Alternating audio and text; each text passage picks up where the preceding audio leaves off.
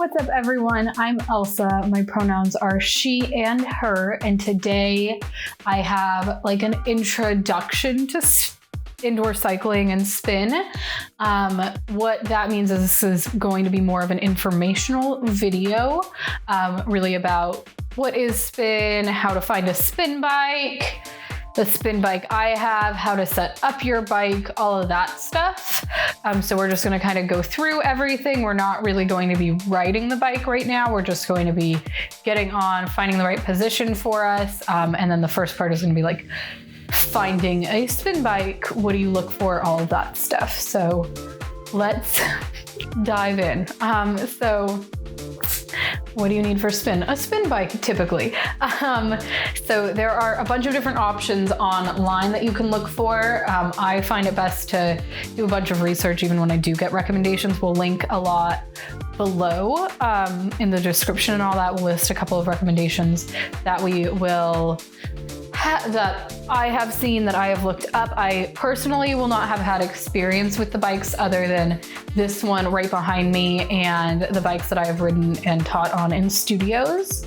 A studio spin bike, if you have taken spin classes outside of your home, is very different from a spin bike than you are going to find for your house.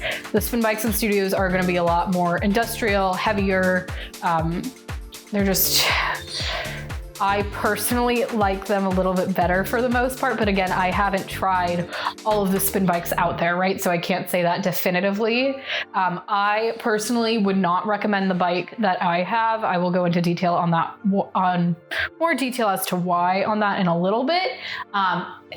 A lot of the time, the spin bike for me, or when I first bought it, it was something that I could do at the beginning of the pandemic when all of the studios were closed. I'm still not really going back into studios now that they have moved inside. I was when they were outdoor, but now that they're inside, I haven't been going to as many. Some options for studios that are still shut down or are doing like a limited capacity, so they have extra bikes. Studios are sometimes renting out bikes, so you can contact a studio near you, look up a spin studio nearby, and sometimes they'll have bike rentals, either monthly, yearly. Sometimes they have sales on them, so they'll sell their old bikes, like used ones, and then they'll buy new ones for their studio, or if they're going out of business, they might just be selling them. So that is definitely something I would keep in mind. You can support a local business, a small business, and you can also get a pretty good quality bike depending on what the studio was before. So that is definitely one of my recommendations. Otherwise, look online, try to buy stuff. Joyn, I think I'm saying it right, maybe not, is one of the like leading spin bikes. If you just search like spinning bike, it'll probably pop up. They have a couple of really nice models that I would definitely love to try. That is what I ride on in studio. So their studio bikes are again different, but those are very nice. So I would definitely love to see what their at-home bikes are like.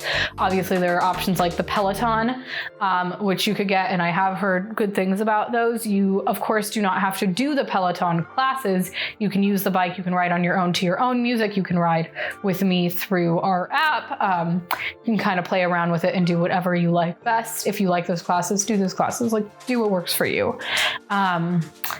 As far as what to do with your bike once you have a bike, I will go over how to set it up, seating, all of that stuff.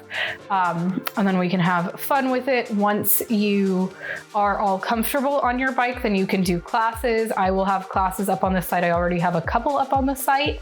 So you can check out classes with me. There are other streaming options, obviously, for spin. I like myself though, so you could take my classes. I'm kidding, but all the other options that are out there if you want to try a different variety, different instructors, all of that stuff. Or you could do your own thing and find music that really gets you going and keeps you motivated, and you can play your own music, jam out to it, do your own ride on your bike once you feel comfortable enough with your form, with how you're moving, all of that stuff.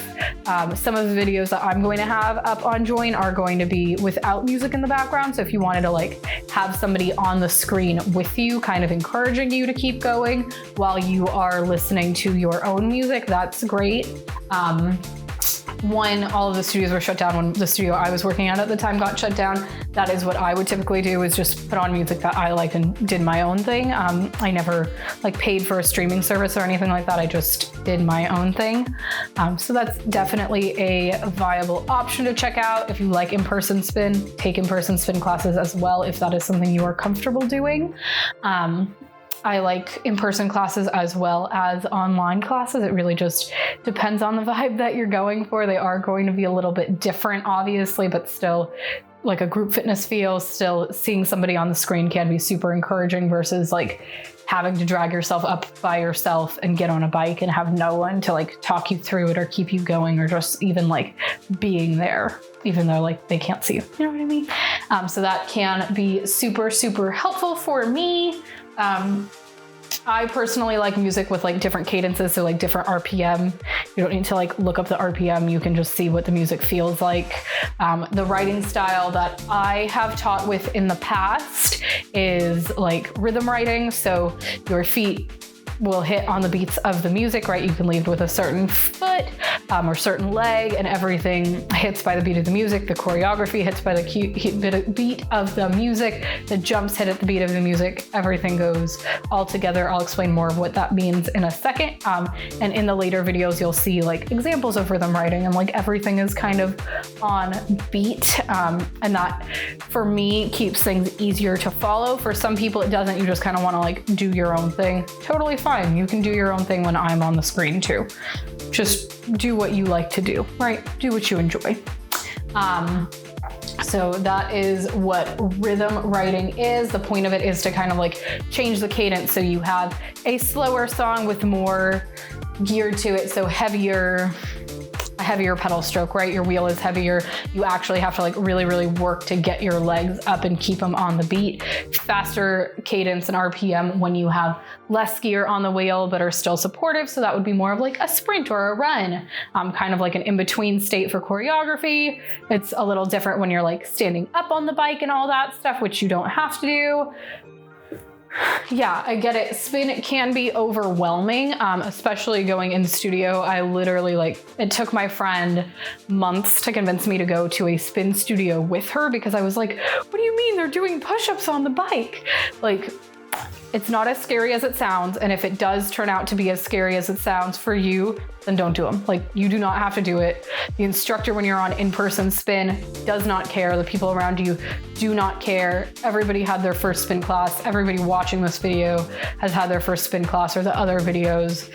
It's a lot. It comes at you all at once, but this is here to like kind of guide you through that process more, and make it a little bit less overwhelming, right? I have taught spin for about 2 years now. I'm a certified spinning instructor, but spin is fun. Spin is something that I personally enjoy, and that is why I teach it. It's really fun to teach. It's really fun to see everybody's faces, hear what everybody has to say about it.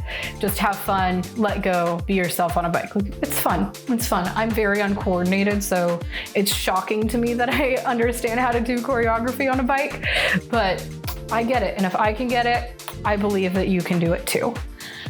So let us dive into bike setup.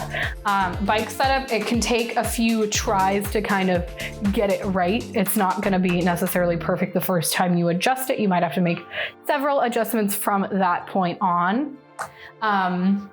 First off, with bikes, some of them have SPD compatible clips, and then there's like Look Delta compatible clips. So it would depend on what clips your bike has, and if you have spin shoes or they have toe cages. This guy has toe cages. So for this, I cannot wear my spin shoes on it. I would have to replace the pedals, which you totally can do if it's something you are committed to. I haven't replaced the pedals on this bike. I feel like I would end up causing more chaos than being helpful. So that's my reason for not doing it. Shoe cages, you wear your tennis shoes on, you tighten the cages, and that is how you ride. If you have clips on, I would show you if I had clips on and if this worked for this bike, but to get clips on, you point your toes downward and you wiggle them into the pedals, and then they click by putting your toes pushing your heel down. And it just kind of takes time to get used to doing that. There are videos out there for doing that. And if I'm on a bike with clips, I will definitely make a video for that. But it's kind of all based off of feel. You just have to get used to putting your toe down and then kind of wiggling it into place. It'll make a clicking noise. In order to unclip from the bike, you twist your heel outward and that will unclip it. You do have to use a lot of force. You are not going to break the shoe by doing it. If you are scared that that is going to happen, totally fine. Just take off the shoe. Most of them are Velcro. Take off the shoe, undo it after, ask your instructor to help you. Leave it on your bike and just put it back on if it's your bike at home. Totally fine, right? For shoe cages, I will show you how to do that once we are physically on the bike, but I just wanted to give that because you're gonna need that once you get on the bike, and that's a little bit harder than putting on the cages. First, we're gonna start with our seat adjustment. So a good rule of thumb is you're gonna put bend your leg up at a 90-degree angle, and it should hit at about the top of your thigh in your hip area. So top of your thigh is where this should hit. For me, it's hitting at the right place. If it wasn't, so you twist left to loosen. I always end up twisting in the wrong direction no matter what. And then you can adjust from there. This bike is a lot and you kind of have to play with it quite a bit in order to get it in the right place. But if I were to raise it and hopefully find one of the notches, I could screw it back into place. For most bikes, you are not going to have to fully take out the knob. You will be able to unscrew it to a certain point and then it will just drop. It has a mechanism in there, so it is supposed to do that. You can pull it out to release that mechanism, adjust the seat, push it back in. You want to make sure it locks. It will make a noise, and that is how you know it's good to go. You screw it all the way back in, right? You don't want to leave it loose at all. Let's see how this works for me. And then you are going to adjust your handlebars, right? Same thing, unscrewing it until it makes that clicking noise, pulling out the knob a little bit to release it, adjusting your handlebars, pushing it back in. You want your seat to be level with the flat part of your handlebars, not with these guys. The flat part is where you're going to be resting your arms for most of the time, or for some of the time, it really depends on what position you're in. So that is what you want. You want this part to be level with your seat. If you are pregnant, if you have back issues, if you haven't taken a spin class, good rule of thumb is to go a couple notches higher than what your seat is going to be, or a notch higher. You can put a little bit less stress on your back and all of that stuff. And can be a little bit easier to get used to because this can be a lot. Once you have that adjusted, we can go ahead and step onto the bike. The seat though should be in like the middle position. There are normally numbers that read on the side. You would just want it flush in the middle, flush with the front part of the bike. So the knobs would be flush with each other, right? It's a little hard to see on this one. Again, for this, I fully have to pull everything out, so it's a little bit trickier to get it into the right place. So we're just gonna hop on the bike. For this part, you don't necessarily have to put your feet in the cages. And then you're just gonna rest your feet on top of the pedals to see what it looks like for you, right? So you can pedal a couple times like this. You're not going fast or anything like that, and you just wanna see how it feels. Right, so stopping with one foot at the very, very bottom of the stroke, you want to have that leg almost perfectly straight with like a very slight bend. You don't want it bent. You see how like this is bent? You don't want it like that at the bottom. Almost perfectly straight, just like this. Right, so this is a good height for me. If your knee is too far bent, like it's too tight like this, make your seat a little bit taller, raise it up, and vice versa. You can lower your seat, raise your seat, just kind of figure out a spot where you want it to be at. If you are unable to reach your pedals, or you're having too hard of a time straining to reach them, then lower your seat. Once you get your feet to like an even position, they're even with each other, you want your knee to be, let me get it so this fits in front. You want your knee to be even with the middle of the pedal, right? Like where the ball of your foot is resting right now.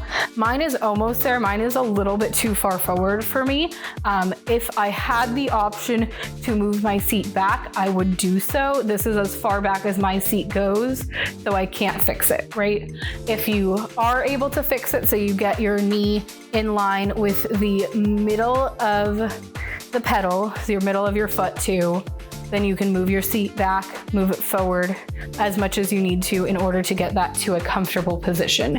As far as your handlebars can be, some bikes have an adjustment right here. So your handlebar can move either forward or back. They can slide forward or back.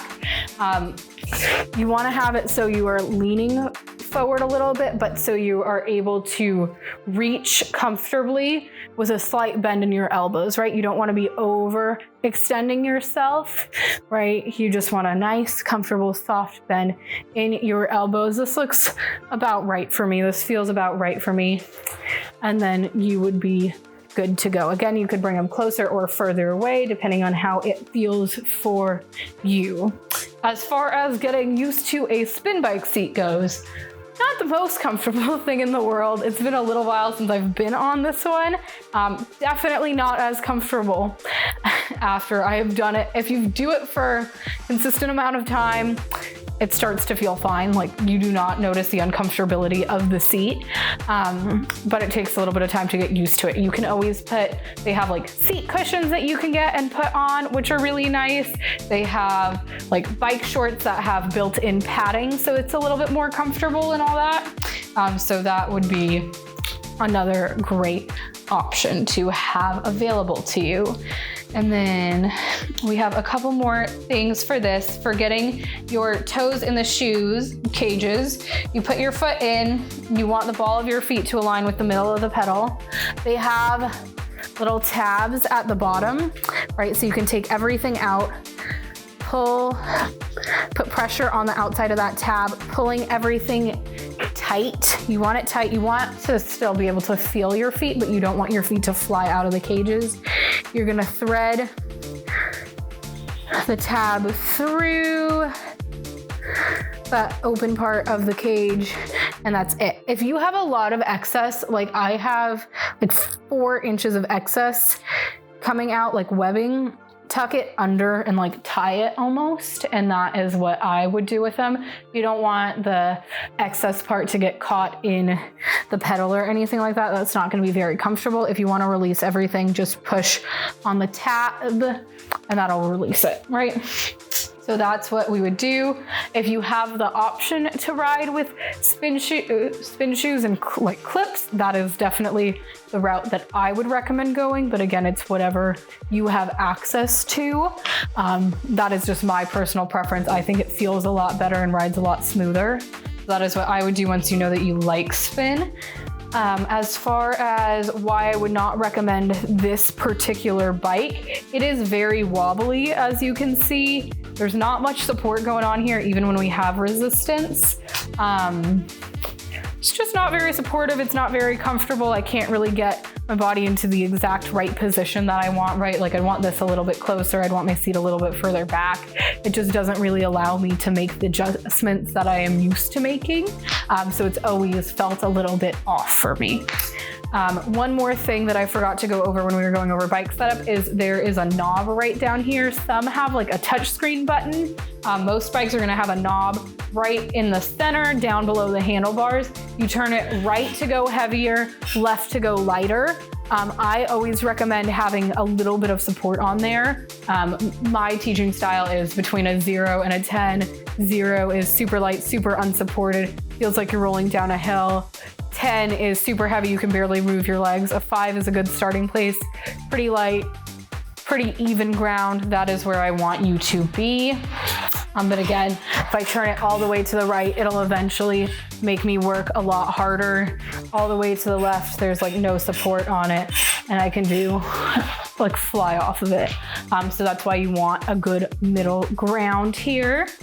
Yeah, go ahead and let us know if you have any questions about spin bikes, options, all of that stuff. One more spin bike option that came to mind as I was doing this video is they do make stands that you can put your normal like outside bike on, and it can make it into a stationary bike.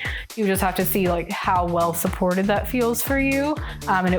I have not used that style in the past, but I feel like for me, it would be more comfortable for like seated stuff and not for standing up, but it really is going to depend on like your bike and the stand and what the manufacturer and all that recommends. But that is it for this little class for introducing spin. I hope you enjoyed it. I hope you really, really enjoy spin. It does take some time to get used to it. It was super intimidating for me, and I hope this video when I first started, and I hope this video makes it less intimidating for you to walk into any spin studio that you want, to do it at home. I hope that you feel confident and comfortable doing it. It's all trial and error. It takes a little bit of time to get used to it regardless of what you do. But I believe in you, and you will get there. And you will have fun with it. That is the most important part. It's not doing it perfectly. It's having fun with it and just letting go. Yeah, so our next video is going to be talking about form and all that stuff and just doing a pretty standard class. So I hope to see you there. Thank you.